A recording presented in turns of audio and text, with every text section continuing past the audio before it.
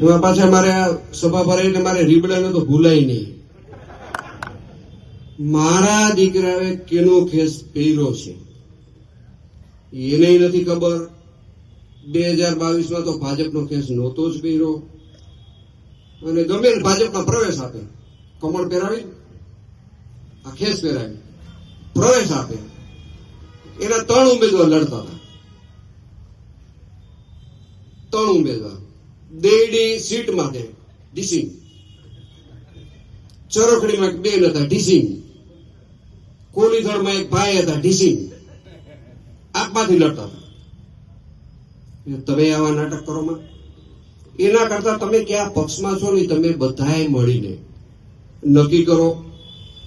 જો મોટી સેના સામે લડવું હોય ને, હું સામેવાળાને એક વ્યૂહરચના સમજાવવા માંગુ છું.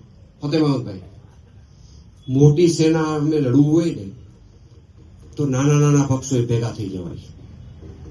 તમે આપવાળા ભેગા થઈ જાઓ, કોંગ્રેસ વાળા ભેગા થઈ જાઓ, આ મેં નામ લીધું એ ભેગા થઈ જાઓ, પડતું જે કઈ પક્ષ હોય એ ભેગા થઈને તમે સામનો કરો ને તો તમે માર ઓછો ખાવો અને અમને લડવાની મજા આવશે.